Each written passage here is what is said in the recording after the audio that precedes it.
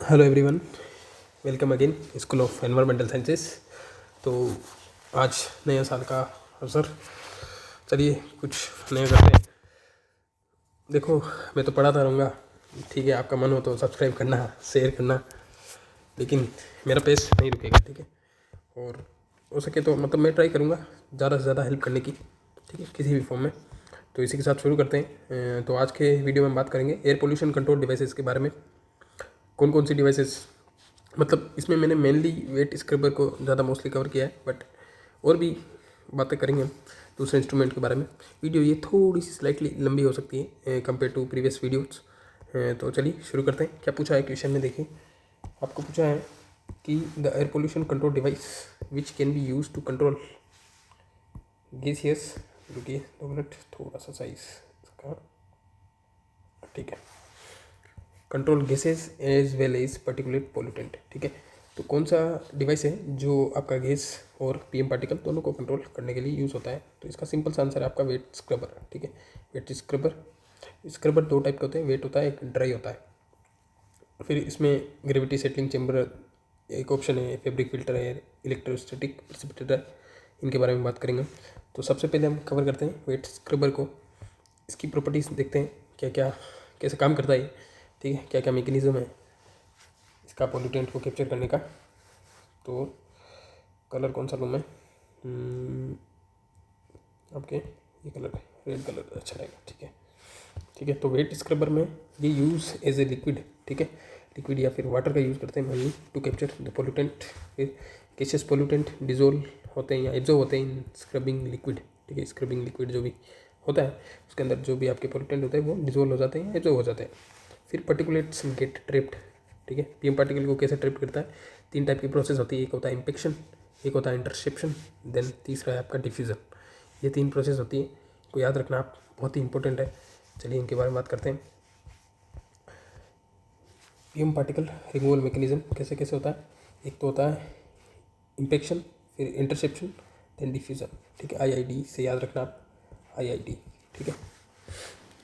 अब इम्पेक्शन कौन सा होता है? इनर्शियल इम्पेक्शन होता है मेनली आपका जो पीएम पार्टिकल 2 माइक्रोमीटर से ज़्यादा अगर इनका साइज़ होता है तो उनके लिए, इनको कैप्चर करने के लिए ये मैकेनिज्म यूज़ होता है। इसमें इनर्शिया का रिक्वायरमेंट होता है, ठीक है, इनर्शिया का रिक्वायरमेंट होता है। देखिए आप ये फ़ोटो देखिए एक बार, इससे आपको पता चलेगा। इम्पेक्शन में आपका डायरेक्टली जो पार्टिकल है वो डायरेक्टली आके स्टिक कर जाएगा, ठीक है। इसको जाना था ऐसे ऊपर, बट यहाँ के ये स्टिक कर गया, मतलब इनर्शिया रिक्वायर्ड है। फिर इंटरसेप्शन में क्या होता है? इंटरसेप्शन में होता है मिड साइज़ के जो पार्टिकल्स होते हैं 0.32 लगभग 2 माइक्रोमीटर के आसपास। तो इसमें होता है ग्रेजिंग कॉन्टेक्ट सिंपली, ठीक है, धीरे से आके ये कॉन्टेक्ट कर लेगा, ठीक है, जहाँ भी जो होस्ट साइट होगी वहाँ पर। ये हो गया इंटरसेप्शन का। देन थर्ड वन इसे डिफ्यूज़न, जिसको हम ब्राउनियन मूवमेंट भी कह सकते हो आप, उसके थ्रू होता है। ये मेनली होता है आपका 0.1 माइक्रोमीटर से जो कम साइज़ होता है पीएम पार्टिकल्स का, उनके लिए ये प्रोसेस होती है, ठीक है। अब ब्राउनियन मूवमेंट के कारण क्या होता है?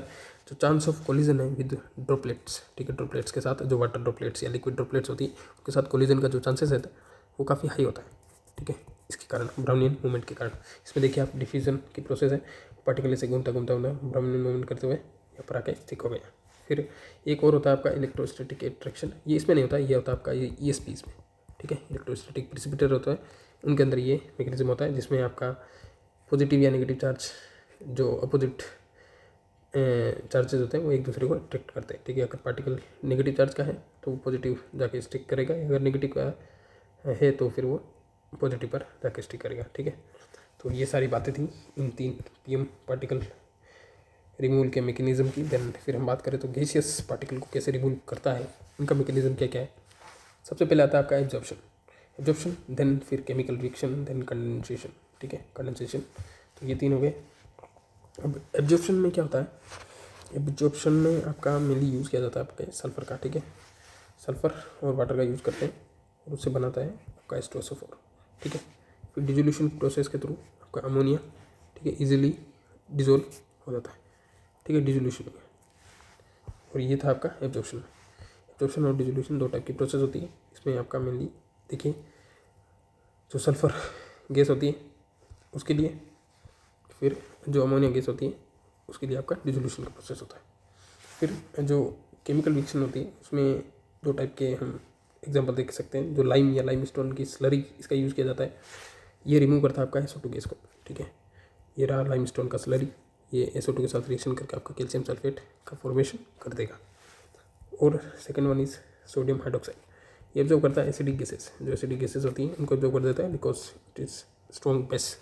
तो NaOH के साथ रिएक्ट करके आपका साल्ट बना लेगा और वाटर का फॉर्मेशन हो जाएगा। बहुत ही सिंपल रिएक्शन है, आपको ज़्यादा ऐसे टेंशन लेने की बात नहीं है, ठीक है, इजीली आप याद कर सकते हो। फिर हम बात करें तो थर्ड वन इज़ कंडेंसेशन। थोड़ा सा इसमें प्रॉब्लम, हाँ ठीक है। कंडेंसेशन प्रोसेस में क्या होता है, देखिए हॉट गैस कूल हो जाती है जब इसको स्प्रे किया जाता है लिक्विड के साथ में, ठीक है। जो गैस जिसका टेम्परेचर हाई होगा तो उसको लिक्विड वाटर के साथ स्प्रे किया जाएगा तो वो कूल हो जाएगी, उसके कारण ये कंडेंसेशन का प्रोसेस होता है। और vapour condense on the droplets, ठीक है, जो ड्रॉपलेट्स है उन पर वेपर कंडेंस होती है, ठीक है। और इंक्रीज द कैप्चरिंग कैपेसिटी, ठीक है, उसके थ्रू इंक्रीज होती है।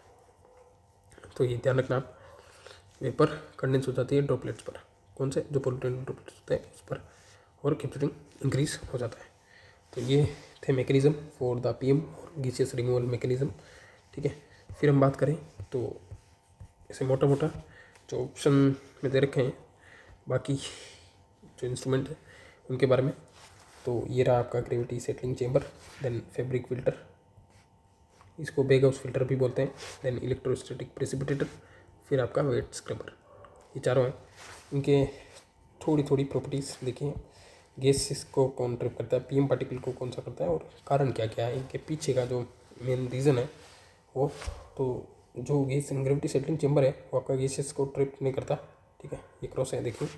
देन फैब्रिक फिल्टर भी आपका गैसेस को ट्रिप नहीं करता और ना ही इलेक्ट्रोस्टैटिक प्रेसिपिटेटर करता है, बट की मतलब जबकि जो आपका वेट स्क्रबर है वो आपका गैसेस पोल्यूटेंट को ट्रिप करता है। वेट स्क्रबर आपका PM पार्टिकल को भी ट्रिप करता है। जब जो बाकी तीनों हैं, gravity settling chamber, fabric filter और ईस्पीस, ये तीनों आपके जो PM पार्टिकल है इनको ट्रिप करते हैं अलग अलग लेवल पर। देखिए ये आपका मेनली जो लार्ज पार्टिकल्स होते हैं उनको ट्रिप करता है, और जो वेरी एफिशिएंट होता है आपका फैब्रिक फिल्टर होता है, और फिर जो फाइन PM पार्टिकल होते हैं उनको इलेक्ट्रोस्टैटिक प्रेसिपिटेटर कैच कर लेता है। फिर रीज़न देखिए, ग्रेविटी सेटलिंग चेंबर ये वर्क बाय द ग्रेविटी, ठीक है, ग्रेविटेशन का इसमें थ्योरी लगता है। कैन नॉट रिमूव गैसेस, ये गैसेस को रिमूव नहीं कर सकता। फैब्रिक फिल्टर आपका रिमूव PM ओनली, ठीक है, PM पार्टिकल को ही रिमूव कर सकता है, नो गैसेस ऑब्जर्वेशन, ठीक है, गैस को ऑब्जर्व नहीं करेगा। ये रिमूव करता है PM को, ठीक है, वाया इलेक्ट्रोस्टैटिक फोर्सेस, ठीक है, पॉजिटिव नेगेटिव के बीच में अट्रैक्शन के through, but not gases, gases को ये भी नहीं करता। देन ओनली डिवाइस जो कि दोनों काम करता है आपका PM और गैसेस दोनों को ट्रिप करता है, वेट स्क्रबर, ठीक है। ये रही इनकी थोड़ी सी छोटी छोटी फोटोज़, देखिए आप ग्रेविटी सेटलिंग चेंबर कैसे काम करता है। ब्लैक पेन ले लेता हूँ, ये ठीक है। तो इसमें आप देखिए कि कैसे आपका डस्ट लेडन एयर स्ट्रीम आएगी, देन जो प्लेट्स हैं, target plates, direct air flow होगा, इसके थ्रू पार्टिकल्स आएंगे, फिर ये ग्रेविटी के थ्रू ये सेटल हो जाएगा नीचे ना, फिर ये वेस्ट यहाँ से एक्सेप्ट कर लिया जाएगा, और क्लीन एयर है, डस्ट यहाँ कलेक्ट हो जाएगी, क्लीन एयर आपके निकल जाएगी अलग से, ठीक है। और जो हेवी पार्टिकल होते हैं वो नीचे सेटल हो जाते हैं due to impact of the gravity. फिर फैब्रिक फिल्टर की बात करें तो ये रहा आपका फैब्रिक फिल्टर, इसमें ढेर सारे फिल्टर बैग्स लगे होते हैं, ठीक है। इसमें क्या होता है, जैसे डर्टी एयर इनलेट, यहाँ से एयर जाएगी अंदर, ठीक है, और ये रहा एयर का चेंबर। देन इसमें इस स्ट्रक्चर को हॉपर भी कहते हैं। फिर जेट स्ट्रीम के थ्रू क्लीनिंग सिस्टम पर, ये बैग्स में आपका क्या बोलते हैं, एयर का मैकेनिज्म चलता रहता है, clean air chamber. Then filter access door, ये अलग से इसका। फिर क्लीन एयर आउटलेट, यहाँ से ऊपर से हवा क्लीन होकर निकल जाती है, ठीक है। इसकी आपकी एफिशिएंसी सबसे ज़्यादा होती है 99, या फिर हम कह सकते हैं अप्रोचेस टू 100%, ठीक है, फैब्रिक फिल्टर की या बेग हाउस फिल्टर की। इसमें काउडंग नहीं कह सकते, मतलब डंग फॉर्मेशन होता है, केक, हाँ केक का फॉर्मेशन होता है, ठीक है, फिल्टर केक्स बनते हैं, क्योंकि डस्ट कलेक्ट होने के बाद धीरे धीरे वो जाम होके केक फॉर्म कर लेते हैं, ठीक है। फिर हम आगे बात करें तो इलेक्ट्रोस्टैटिक प्रेसिपिटेटर, ये ऐसा होता है, देखिए इसमें 2 प्लेट्स होती हैं अलग अलग चार्जेस की, के बीच में आपका जो पोटेंशियल है वो जनरेट होता है, ठीक है, इलेक्ट्रोड्स के थ्रू, ये रहा। फिर इसमें जो डस्ट पार्टिकल है वो इसके बीच में ट्रिप हो जाएंगे, ठीक है, ये भी आपका डस्ट केक फॉर्म कर लेते हैं, ठीक है। गैस इनलेट ये गया अंदर, ये रहा ऊपर का स्ट्रक्चर, इसमें भी फिर डिस्चार्ज इलेक्ट्रोड्स, ये 2 इलेक्ट्रोड्स हैं, यहाँ पर क्लीन एयर यहाँ ऊपर के थ्रू निकल जाएगी, ठीक है, कलेक्शन डस्ट आउटलेट, या नीचे से डस्ट आउटलेट निकल जाएगा। फिर वेट स्क्रबर देखिए आप, इसमें क्या होता है, जैसे कि फ्लू गैस यहाँ से गई, ठीक है, खराब गैस, या फिर हम कह सकते हो पोल्यूटेंट, ठीक है, तो फिर स्प्रे टावर के थ्रू यहाँ पर देखिए वाटर का स्प्रे मैकेनिज्म है, उसके थ्रू निकलेगा तो यहाँ से क्लीन एयर पास हो जाएगी। फिर नीचे देखिए तो ऑक्सीडाइजिंग मैकेनिज्म के थ्रू अगर कुछ गैस यहाँ नीचे आई तो बॉटम फ्रिक्शन के थ्रू, फिर ये जिप्सम के साथ स्लरी फॉर्मेशन जैसा कि मैंने बताया था, उसके साथ आपका कैल्शियम सल्फेट फॉर्म कर देता है, सल्फर गैस इस मैकेनिज्म के थ्रू फिल्टर की जाती है। तो ये रहे बाकी 4 आपके इंस्ट्रूमेंट। फिर हम आगे बात करें तो वेट कलेक्टर या स्क्रबर कितने टाइप के होते हैं, 3 टाइप के होते हैं मेनली, ठीक है, इनके बारे में आपके क्वेश्चन पूछने का बहुत ज़्यादा चांस है, ठीक है, इससे बाहर क्वेश्चन नहीं चला, ये गारंटी है मेरी, ठीक है, इतना सारा है इसमें। देखिए वेट कलेक्टर या वेट स्क्रबर 3 टाइप के होते हैं। सबसे पहले आता है आपका spray tower, then venturi scrubber, फिर साइक्लोन सेपरेटर, ठीक है, हाईलाइटर ले लेता हूँ मैं, पिंक कलर ये ठीक है, ओके। तो स्प्रे टावर की हम बात करें तो ये आपका गैसेस और पीएम पार्टिकल है, दोनों को रिमूव कर सकता है। वेट कलेक्टर ये तीनों हैं जो आपके गैसेस और पीएम पार्टिकल दोनों को रिमूव कर सकते हैं, बट एफिशिएंसी इनकी ऊपर नीचे हो सकती है for the gases and PM particle both, ठीक है। फिर हम बात करें तो स्प्रे टावर में क्या होता है, जो 8 माइक्रोमीटर से ज़्यादा का साइज़ के जो पोल्यूटेंट हैं या पीएम पार्टिकल्स हैं उनको ट्रिप करने के लिए आपका स्प्रे टावर का यूज़ किया जाता है। फिर वेंचुरी स्क्रबर में हम 0.5 to 5 micrometre, then cyclone separator ये थोड़ा सा और हम कह सकते हो फाइन पार्टिकल या फिर थोड़ा लार्ज पार्टिकल कह सकते हो आप, लगभग 5 to 50 माइक्रोमीटर के आसपास, ठीक है। स्प्रे टावर देखिए आप, सबसे पहले इसके बारे में बात करते हैं। तो स्प्रे टावर में क्या है, ये मेनली आपका यूज़ करता है इम्पेक्शन का mechanism for the collection process. Impaction जैसे कि मैंने बताया था, impaction with the help of inertia, ठीक है, इनर्शिया का मैकेनिज्म इसमें यूज़ होता है। फिर फॉर कोरास पीएम, ठीक है, कोरास पार्टिकल्स थोड़ा जो बड़े साइज़ के हैं उनके लिए यूज़ में आता है। अब इसकी एफिशिएंसी वेरी करती है देखिए पार्टिकल के साइज़ पर, ठीक है, इसकी लगभग 90% के आसपास होती है फॉर द पीएम, जो कि आपके 5 माइक्रोमीटर से ज़्यादा के हैं, ठीक है, ज़्यादा कोरास होंगे तो उसकी एफिशिएंसी ज़्यादा होगी। देन फिर हम थोड़ा सा इसमें ड्रॉप देखने को मिलेगा आपको एफिशिएंसी में, जब पीएम की साइज़ जो पार्टिकल्स है 3 to 5 माइक्रोमीटर, देन 50% से भी कम हो जाता है फॉर द बिलो 3 माइक्रोमीटर, ठीक है, 3 माइक्रोमीटर से अगर कम है साइज़ तो इसका जो एफिशिएंसी और ड्रॉप कर जाएगा, आधा ही रह जाएगा, ठीक है। इसमें क्या होता है देखिए, जैसे कि मैंने बताया था वाटर इनलेट है तो डट जो गैसेज है इसको यहाँ से इन किया, then through the spraying of the water, ठीक है, क्लीन गैस ऊपर से निकल जाएगी और डर्टी वाटर आउट हो जाएगा, ठीक है। डर्टी वाटर वो पोल्यूटेंट के साथ रिएक्शन करके यहाँ से आउटलेट के थ्रू निकाल लिया जाएगा और क्लीन गैस है वो पास हो जाएगी ऊपर से। फिर साइक्लोन स्प्रे टावर भी होते हैं, एक होता है स्प्रे टावर, एक होता है साइक्लोनिक स्प्रे टावर। तो साइक्लोनिक स्प्रे टावर होते हैं, इनकी एफिशिएंसी स्प्रे टावर से ज़्यादा होती है। कारण क्या है, इसमें सेंट्रीफ्यूगेशन का प्रोसेस होता है और स्प्रे टावर बहुत, ठीक है, दोनों चीज़ें एक साथ काम करती हैं और इसकी एफिशिएंसी 95% होती है फॉर द 5, ठीक है, माइक्रोमीटर से ज़्यादा के जो पार्टिकल साइज़ है उनके लिए। और अब इनका एग्जांपल अगर कहाँ का यूज़ किया जाता है इनका, तो आपके फर्टिलाइजर प्लांट्स हैं, ग्राइंडिंग ऑपरेशंस, ठीक है, फाउंड्रीज क्या होता है, इसमें मेटल कास्टिंग की जाती है, धातु को ढालना जाता है, ठीक है, जो मेटल्स होती हैं उनको मेल्ट करके जिन इंडस्ट्रीज़ में अलग अलग टाइप के इंस्ट्रूमेंट्स या फिर कह सकते हो मतलब चीज़ें बनाई जाती हैं फाउंड्रीज में, उनमें इनका यूज़ किया जाता है, ठीक है, स्प्रे टावर्स का। फिर हम बात करें तो second one is venturi scrubber. Venturi scrubber का जो साइज़ है, ठीक है, ट्रैपिंग का 0.5 to 5 माइक्रोमीटर। अब इसमें क्या होता है, पीएम पार्टिकल और गैसेस दोनों को ट्रिप करता है। मेनली गैसेस में आप ये सॉक्स को ट्रिप करता है, ठीक है, सल्फर ऑक्साइड्स, ठीक है। इसमें वॉशिंग होती है by the water with the help of water, ठीक है H2O। अब by the calcium sulphate production, calcium sulphate production multi stage system use होता है इसमें। ये थोड़ा एक्सपेंसिव होता है because of the greater operational cost. फिर इसकी efficiency 70 to 99% for the 1 micrometre से अगर ज़्यादा का साइज़ हो तो इसके लिए भी ये ठीक ठाक एफिशिएंसी रखता है, ठीक है। इसमें गैसेस के लिए और पीएम पार्टिकल के लिए, दोनों के लिए अगर एफिशिएंसीज की बात करें तो गैसेस के लिए थोड़ा इसका एफिशिएंसी कम है, 30 to 60% है, बट पीएम पार्टिकल के लिए इसका ज़्यादा है, 90 to 99% के आसपास है। इसका ये बेसिक स्ट्रक्चर होता है, देखिए वेंचुरी स्क्रबर। तो इसमें इनलेट के थ्रू यहाँ पर वाटर नहीं गैस जो होगी वो इन होगी, देन यहाँ से आउट हो जाएगी, ठीक है।